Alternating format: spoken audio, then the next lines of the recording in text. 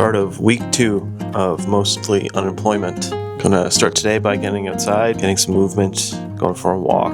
That's good for the old spirit. Gonna continue to apply for jobs today. Going to keep looking into markets I could apply for. Gonna go to the shop tomorrow.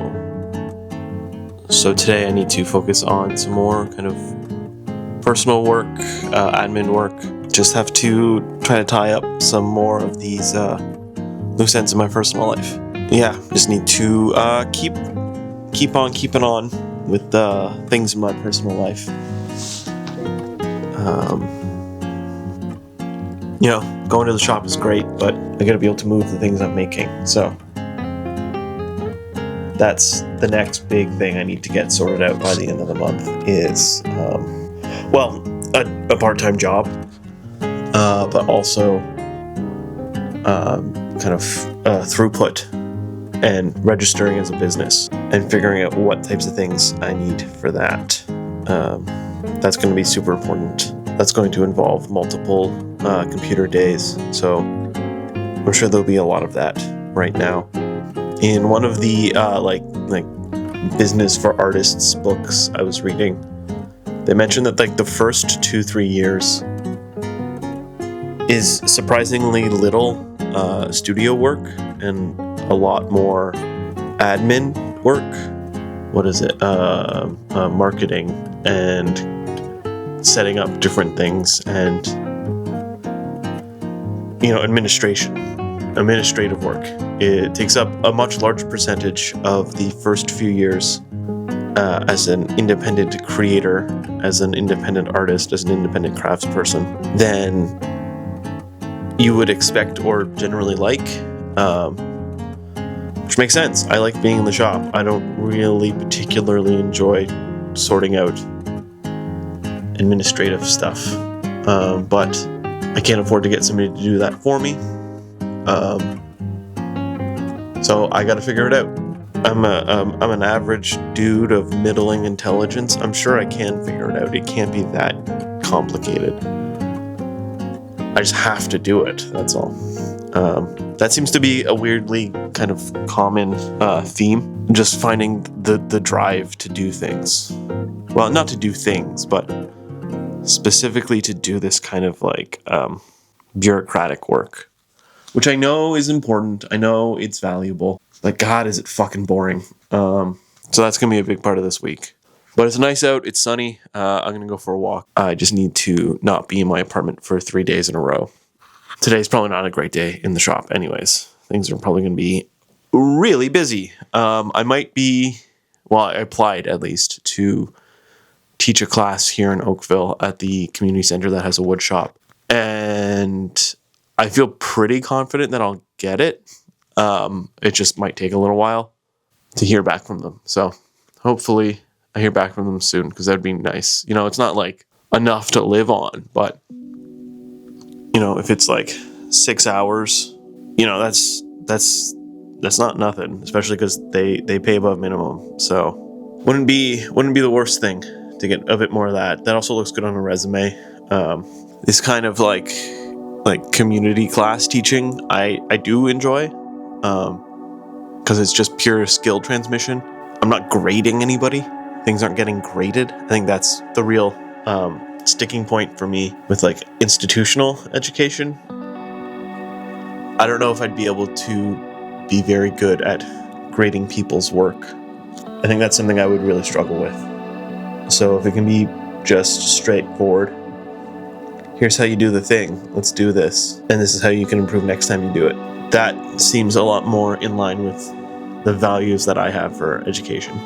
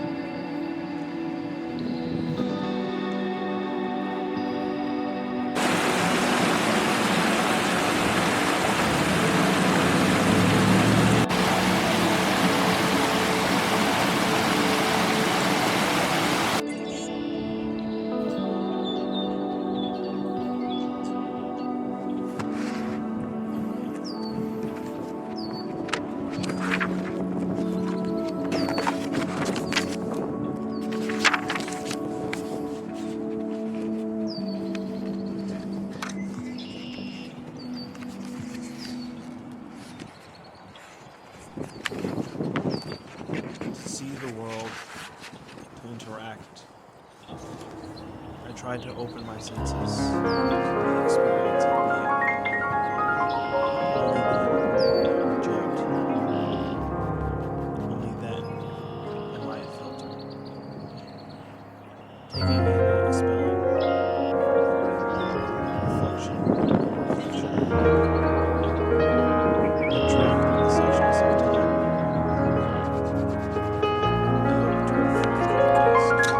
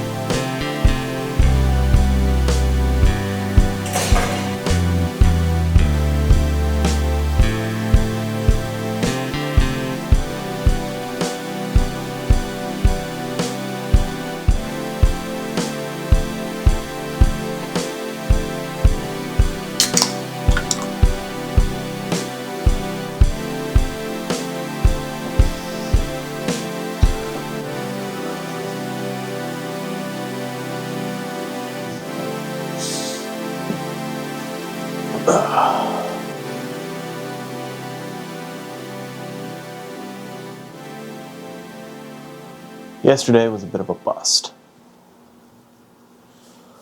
A piece I was kind of working on, well, no, I was working on it, but I didn't have any plans for it. I just kind of made it. I was trying to clear out some offcuts. Fell apart. The glue wasn't dry even after like 3 hours in the clamps. Yeah, that was pretty demoralizing in an already fairly demoralized state. I feel like I gotta stop just trying things. That's also not correct. My work at the moment feels pretty unfocused. It doesn't help that being unemployed makes my life feel unfocused right now too. But I think I might have been a little too narrow in scope for what I want to do for a career. You know, I like making things, but I like thinking about making things too. And I don't know that I'm really the type of person who can necessarily run a business. I mean, probably if I needed to, but it doesn't come easy to me, that's for sure. I think I need to maybe consider more options. I've been kind of casually looking at different master's programs, and one of them that I've been thinking about, that I've been looking at, is a Master's of Urban Design, which could be interesting. But that's kind of another thing that I keep running into, is I keep thinking things are interesting, but what are you going to do with that? Is a question I need to be a little bit more rigorous about. Near and a halfway point in my life, I gotta finally take something seriously and commit to it. So, I mean, there's been roadblocks and ups and downs that have stopped me from making progress before this point. Progress is a weird way of phrasing that, but when I was really sick, just getting through the day felt like an accomplishment more often than not. It's incredible what a major prolonged traumatic experience of ill health can do to your perception of yourself. And importantly, I think for me, I made it through that. I stuck it out, so I don't want to just do whatever. You know, getting through that has to mean something. So I need to make sure that what I do is meaningful, that it lives up to what I went through, is what I'm concerned with. Will I do something with the rest of my life that those years of illness not justify, but can excuse, can lend a retroactive sense of meaning? Can make it feel like I stuck it through, I stuck it out, I made it to the other side for a reason. That's really what I'm trying to sort out right now. I think I just need to accept myself a little bit more, and my strengths and my weaknesses. You know thyself, something that I need to repeat more often, something I need to live by more often. So I think I need to spend a bit of time thinking about where I want to end up, not just what the next step is. Because I've been in that kind of short-term thinking for a long time, and it's made me feel like I've not gone anywhere or gotten anything done. It makes me feel like I'm just kind of arbitrarily taking steps, and I don't want to be doing that anymore. I want my steps to be towards something. And then I often end up with a conflicting sense of wanting to do something meaningful and purposeful, while also struggling with just kind of the meaninglessness of life in general, which I don't say in a nihilistic way. I'm not a nihilist, but I just find myself regularly kind of captured by things that exist or that happen, experiences that I'm in that feel deeply meaningful to me, but don't have any economic value. I don't know, maybe they do if I was a little bit more rigorous about it, but I just find myself, captivated by the bizarreness of trees, captivated by certain guitar riffs that just feel like they speak some sort of transcendent truth to me in a way that I can't put into words, because it's not words, it's a guitar riff. I'm sometimes overwhelmed by the sublime beauty of existence, and it makes it difficult to want to do anything other than that. I think that's what I enjoy so much about making things, is just how beautiful that act is, how deeply sublime it is to mold something, to form something, to make something. That's really all that I want to do. Not all that I want to do, but that's something that I really want to do. And then it kind of gets brought down by more earthly concerns. Like, these are the bowls I've been turning and developing and been trying to make. And now I need to sell them. And I don't feel like I need to hold on to everything I made. Quite the contrary. I'm very happy to pass things on to other people. I think that is part of the beauty of making things, is giving it to somebody else.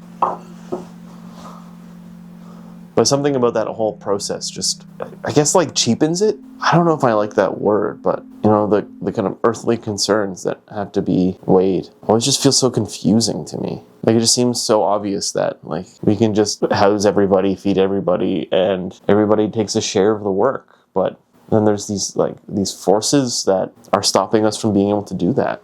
And I know that the way I'm describing this makes me sound naive or something, but it's not so much that I feel naive about it. I understand the historical development of these things. It's just trying to come to terms with the fact that these things developed at all in the first place is a little bit difficult at times. I just don't get it. I don't get the drive to opulence and luxury and accumulation if those things are at the expense of other people. It just feels like it would taint it. It would ruin it. It would make it lesser. I guess there's people who don't feel that way. I mean, obviously there's people who don't feel that way. I just don't understand how they got to that point and how I got to this point.